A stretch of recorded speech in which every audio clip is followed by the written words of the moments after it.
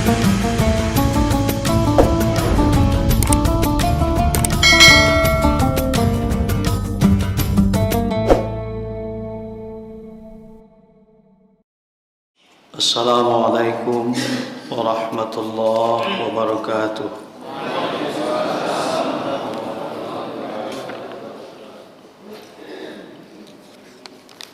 Innal hamdalillah nahmaduhu wa nasta'inuhu wa nastaghfiruh wa nastahdihi wa natubu ilayh. Asyhadu an la ilaha illallah wa asyhadu anna Muhammadar Rasulullah. Allahumma salli ala Muhammad wa ala alihi wa sahbihi ajma'in.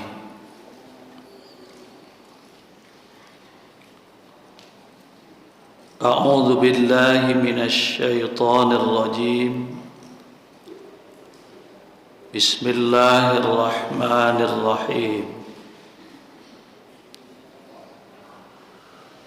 Falamma fasala Talutu bil junudi qala innallaha mubtaliikum binahar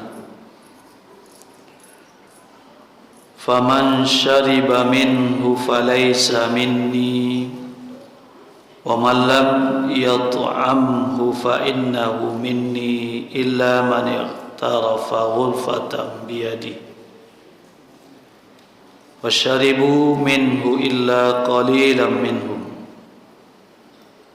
falamma jawazahu huwa walladhina amanu ma'ahu qalu la taqata lana al-yawma bijaluta wa junudihi qala alladhina yadhunnuna annahum mulaqullah kam min fi'atin qalilatin ghalabat fi'atan katsiratan bi'iznillah wallahu ma'as sabirin. Shadaqallahul azim. Al-Quran surat Al-Baqarah ayat 249.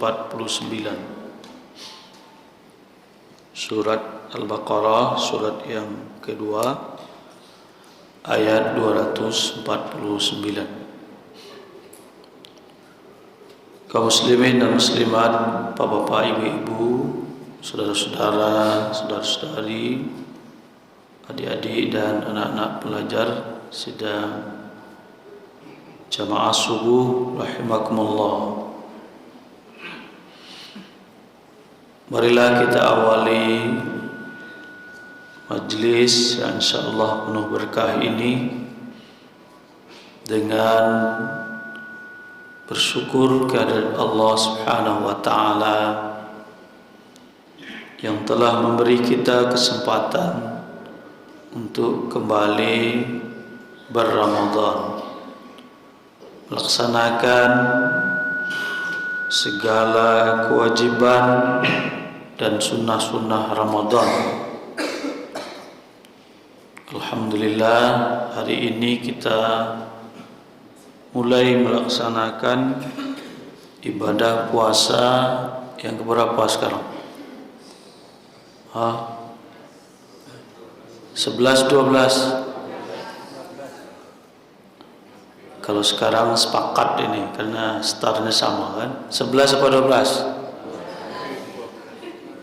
Ini masih tidak sepakat. Ya pokoknya las lah belakangnya itu. Belas lah belakangnya pokoknya. Jauh balik. Jangan berang-berang lah bu. Takut lah kami itu.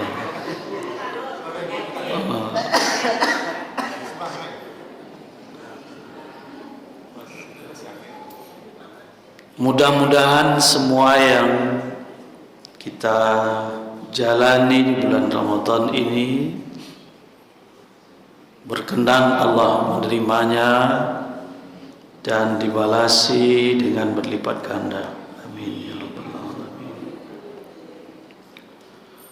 Salawat dan salam kita doakan pada Allah, semoga senantiasa dilimpahkan pada Nabi kita Nabi Muhammad sallallahu alaihi wasallam.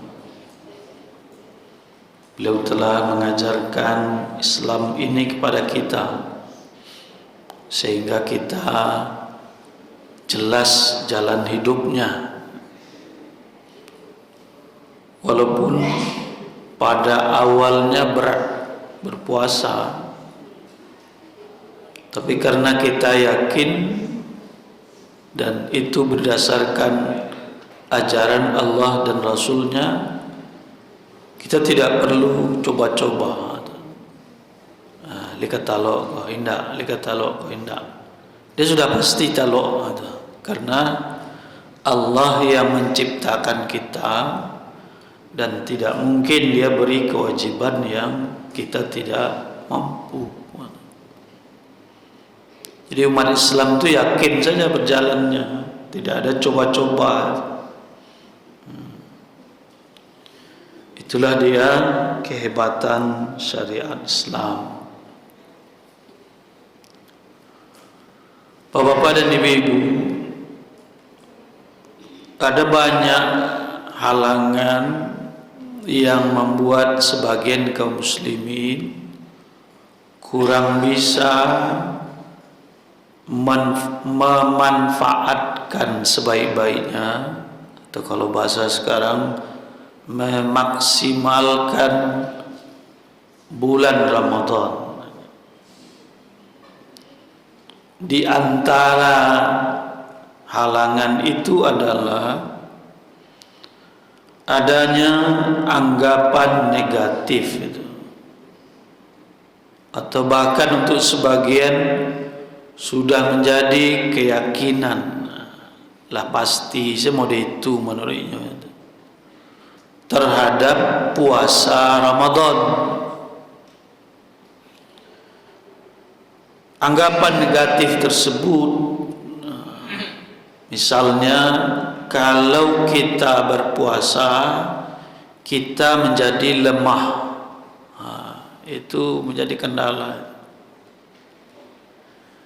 Lemah indranya, matanya jadi lemah, telinganya jadi lemah. Kok adonan kurang-kurang terdanga bagai dia terdanga dia begini, mau sedang puasa. Banyak nama dia itu terdanga ada. Ada yang muda itu beralasan, aduh. Jadi puasa itu membuat talingonya kurang mendengar. Itu kira-kira kesimpulannya. Ada yang beralasan kurang-kurang jalih mencalik kan, maaf ya, ambo puasa.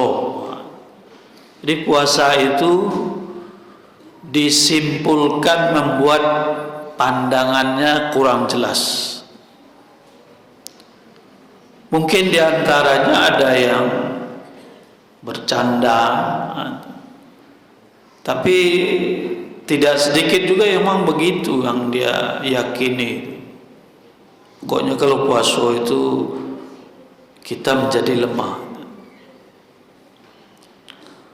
Bahkan saya pernah menemukan orang yang bersekolah sangat tinggi atau paling tinggi, malahan dia jabatannya sangat tinggi itu pernah bilang begini,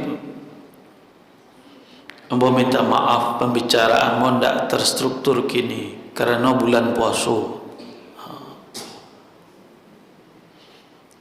Jadi semuanya itu didalihkan, kalau bahasa apanya dikambing hitamkan puasa itu atas segala kelemahan-kelemahannya.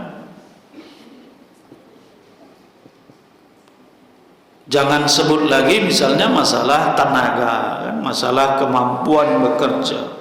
Wah, itu hampir semuanya begitu. Bulan puasa waktu kerja itu dikurangi kan, biasanya masuk jam 7:30 kalau pegawai. Kini jam berapa masuk pegawai kini?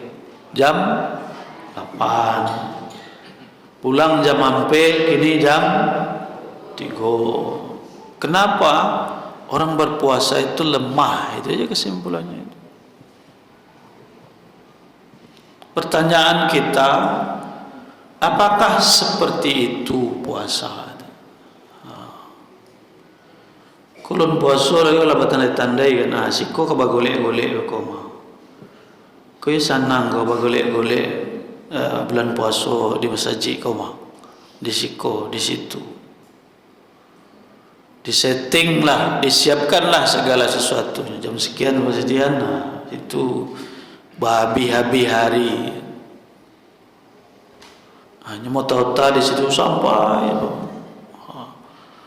macam-macam istilahnya kan, babi-habi hari, marintang-rintang waktu, kelonan keren-kerennya tu ngabuburit lah namanya, killing time lah namanya, segala macam. Pokoknya wak kini ko hari bamale-male, sehingga segala sesuatunya itu dikendorkan, targetnya itu dikurangi ko hari ya modeko lah, lo bisa menganga dah buat puasa.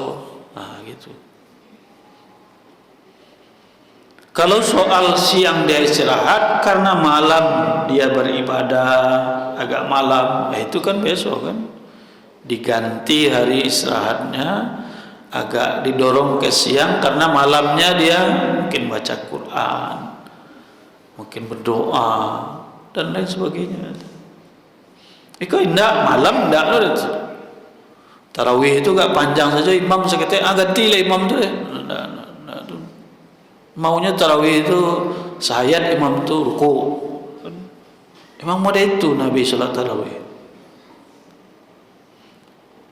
Iko ala agak panjang imam itu jadi masalah. Makanya sekarang yang favorit itu di mana-mana, kadang susah kita mengecekan. Jangan capek-capek. Ku buat targetan kalau nak setengah jam, kalau nak 20 minit, itu ndak cocok imam awak. Emang salat ku menurut kanda awak. Jatuh itu sedemikian rupa, kau apa ngurus cari imam? Imam lo dan salah.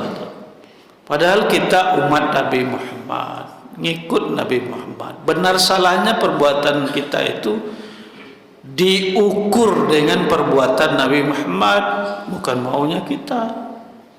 Aku tidak sedikit yang begitu. Mode itu solat tarawihnya kan, ingin solatnya capek-capek. Gua kadang-kadang sudah solat tu mota saja gitu. Atau baik ke makam mota. Siang malas-malasan boleh tadi. Jadi ini yang diantaranya menghalangi sebagian kaum muslimin itu tidak mampu memanfaatkan sebaik-baiknya kesempatan Ramadan itu. Pertanyaan kita sekarang, apa benar puasa itu bikin kita lemah? Saya mau ceritakan sebuah kisah ini. Ini kisah yang dijamin benar, karena Al-Quran sendiri yang bercerita. Tidak mungkin Al-Quran bohong isinya. Soal sudah terbukti atau tidak benarnya secara ini, itu karena kita aja yang belum mampu membuktikan. Seluruh cerita Al-Quran ini benar. Kalau diselidiki serius itu ketemu benarnya. Ada seorang pemimpin yang ditunjuk oleh Allah langsung, namanya Talut. Dia ditugasi salah satunya adalah memimpin Bani Israel untuk memerangi Jalut. Jadi kaum Bani Israel ini sudah tertindas sedemikian rupa, dia minta pemimpin kepada Allah, diutus Talut untuk melawan Jalut. Ada sebuah kerajaan besar, pemimpinnya sangat berkuasa, hebat, kuat, namanya Jalut. Kalau dalam versi Eropanya disebut dengan Goliat. Jadi mungkin ada yang pernah baca pertarungan David versus Goliat. David itu maksudnya Nabi Daud, karena di antara anggota Talut itu ada Daud alaihissalam, ayahnya Sulaiman alaihissalam. Itu seperti raja raksasa. Goliat itu digambarkan dengan raksasa melawan anak kecil, yaitu yang David tadi itu.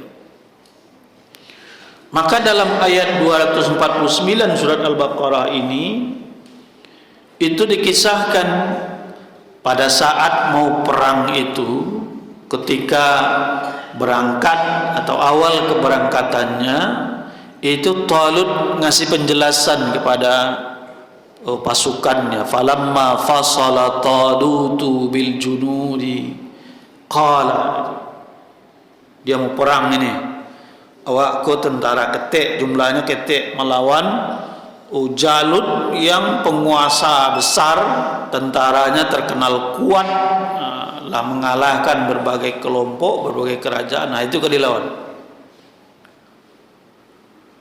Ketika mereka di awal keberangkatannya, kemudian Talut ini kasih penjelasan, pengumuman, ada ketentuan yang mesti diperhatikan. Apa kata Talut di situ?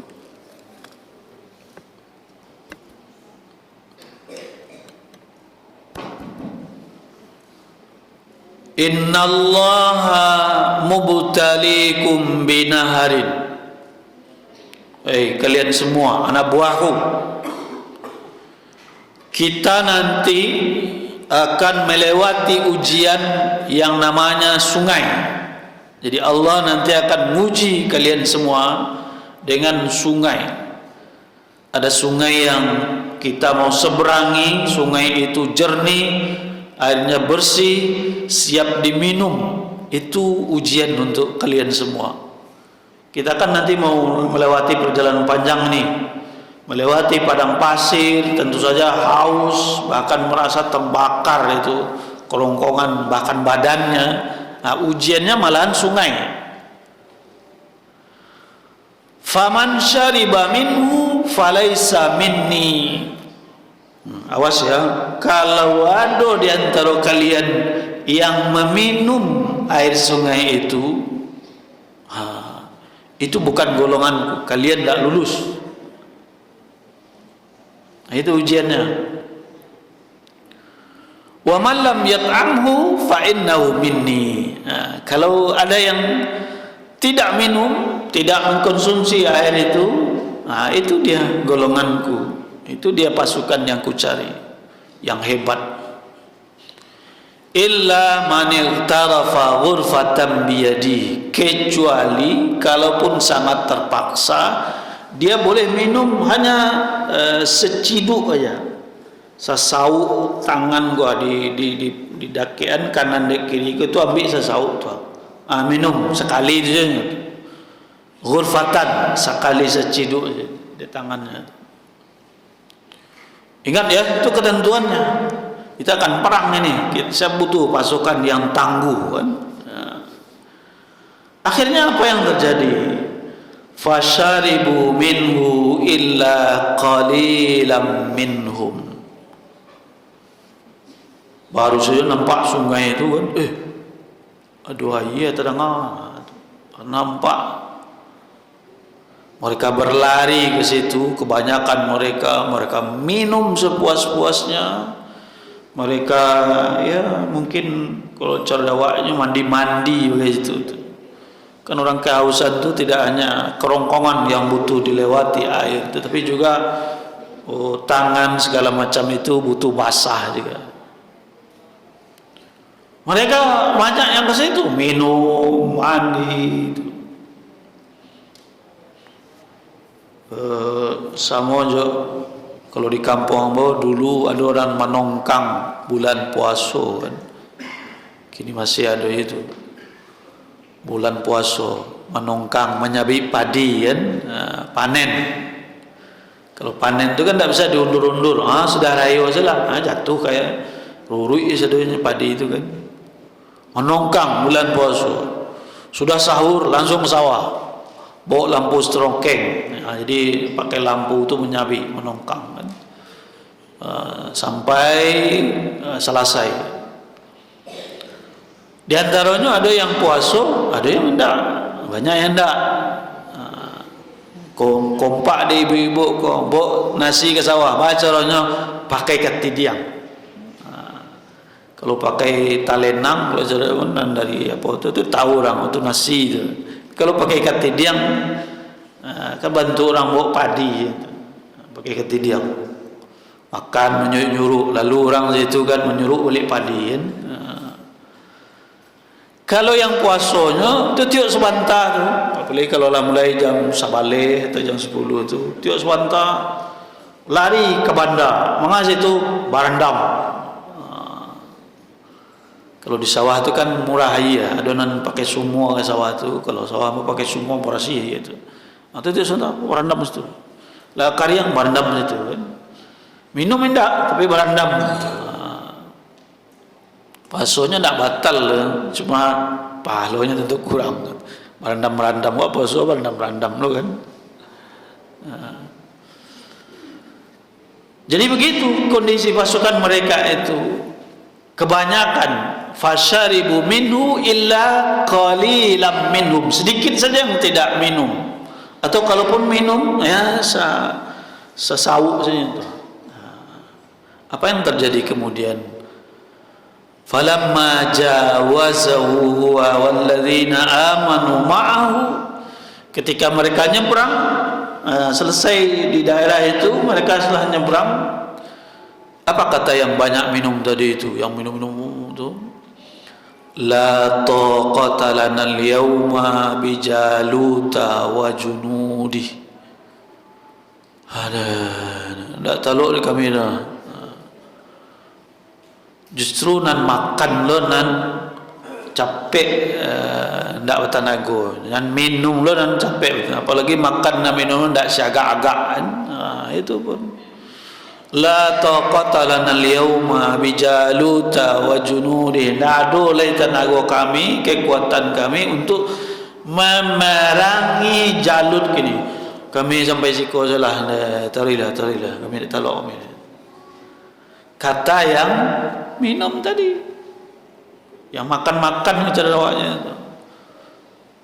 saja makan dan dia dalam mukanya sudah ikut itu sebentar kok. Qala alladzina yadhunnuna annahum mulaqullah, sementara yang tidak minum, kalaupun minum hanya seciduk tadi itu, karena dia yakin bertemu dengan Allah, karena ini perintah Allah yang disampaikan oleh Talut, dia yakin itu tidak mencelakakan dia. Apa katanya? Kam min fi'atin qalilatin ghalabat fi'atan katsiratan biiznillah. Betapa banyak kelompok yang sedikit mampu mengalahkan kelompok yang besar dengan izin Allah. Wallahu ma'as-sabirin. Allah bersama orang-orang yang sabar. Kok ketinggal kalian tinggallah. Itu. Kami berangkat aja yang sedikit itu. Sementara yang banyak tadi itu tinggal. Perang mereka melawan Jalut dan menang. Mereka sedikit, dikurang lagi, sebagian besarnya tinggal. Baru tinggalnya itu. Lawan Jalut yang bak raksasa, melawan anak kita itu. Menang. Pertanyaannya, mana kuat orang dan banyak minum dan seketik minum dalam kisah kau? Dan seketik minum, tidak minum. Walau ini ceritanya tidak membandingkan orang yang berpuasa dengan yang tidak berpuasa seperti kita, tapi dalam hal mengendalikan, mengisi perut ini kan sama. Makannya seketik, minumnya seketik, kan puasa seperti itu. Kan Allah tidak melarang kita untuk makan minum, tapi diatur saja. Itu tidaklah lebih lemah dari orang yang kalau lapar ya makan, masa lapar nak makan. Tidak begitu kan? Apakah dia lebih lemah? Tidak rupanya. Jadi ayat ini bisa didalilkan untuk menegaskan bahwa tidaklah orang yang puasa itu lebih lemah dari orang yang tidaklah orang yang berpuasa itu lebih lemah dari yang tidak berpuasa. Kolah sapatigo kaduo kan, kalau perlu adaptasi penyesuaian enggak sehari 2 hari jadilah. Tapi kalau lah hari kabale-bale modeko kan masih lama aja, itu enggak betul itu. Mestinya sudah normal sekarang itu. Pagi lalu sulun itu enggak. Beko sudah zuhur kajano, dari zuhur ke asar ko mesti lalu. Because dari asar ke apa tinggal mengalai-ngalai saja lah menunggu maghrib. Itu enggak. Kalau ditanya, dicek ke orang-orang yang biasa puasa sunat, apakah Senin Kamis, apakah puasa Daud, ceklah itu. Tidak mengurangi volume kerjanya itu, atau setidaknya hasil yang dia kerjakan, karena kerjanya itu diatur sedemikian rupa. Kalau orang tidak puasa, ulang hari itu biasanya jam 2 balik itu, kemana kita makan kah? Tentu saja tidak keraja lah kan, kemana makan? Ke situ lah lama ramai-ramai kan. Bahkan don sampai ke bungui tapi makan gitu. Makan saya ke bungui kan, rubu aluang kamari itu. Aku sudah makan butuh waktu dulu untuk mengalai-ngalai. Aku jam barasa diberikan tu. Sementara orang yang puasa kan tidak perlu nyampai muda-muda itu. Dia perlu mungkin sekitar setengah jam untuk salat dan lain-lain, dan itu bisa kerja boleh. Jadi walau sebenarnya tidak begitu kentara karena banyak yang seperti itu, tapi ini mesti dikritisi. Yang di situ bisa kita simpulkan, bulan puasa itu bukan bulan male-male, bulan mengundur-undur semua target. Atur aja lah sedemikian rupa. Pagi itu ketika masih berisi paru kan bisa lebih maksimal. Tapi kalau di bolo lalu dulu di samping tidak produktif, kata orang kesehatan itu bahaya bagi kesehatan. Jadi inilah di antara yang membuat ada sebagian tidak begitu banyak dapatnya di bulan Ramadan itu, karena tabau-bau jo prinsip-prinsip tadi itu. Sore-sore itu akanlah latih bana kini wak duduk-duduk saja, mabi-abi waktu di pantai-pantai segala macam.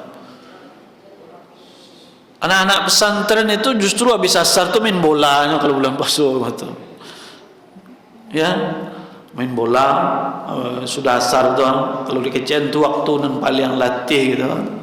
Kan lah di ujung-ujung. Itulah mak main bola. Aku sampai ke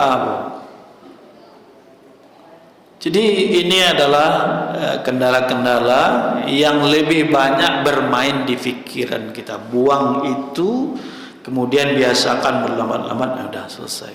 Alhamdulillah. Inilah yang bisa kita sampaikan pada pagi ini, subuh ini. Kita mesti maksimalkan bulan Ramadan ini dengan berbagai kegiatan positif. Dan kerja kita semakin bagus, dan ibadah kita semakin banyak, semakin bagus, sehingga dengan demikian kita memborong di bulan Ramadan. Tidak memborong makanan itu. Kau aneh loh, justru bulan Ramadan kau bahan makan tu capek habis gitu. Sehingga mahal jadi sedanya tu. Wah, di permainan dia orang yang tidak berkepentingan jadi. Kan aneh tu. Ramadan ku justru makannya semakin diatur, tapi anehnya semakin tinggi harga. Karena apa? Karena banyak yang memborong. Borong tu sadanya kan. Kau ke Ramadan pun. Jadi memanglah terbalik-balik begitu. Semua kesimpulan-kesimpulan tu tidak jaleh dasarnya. Kemudian diikuti. Memborong makanan itu kan. Lebih penting buku bersama, kadang dari solat maghrib kemana buku bersama situ kan. buku basamonyo le begalak-galak. Salat maghribnya bila? Basampi-sampi, kadang terlambat.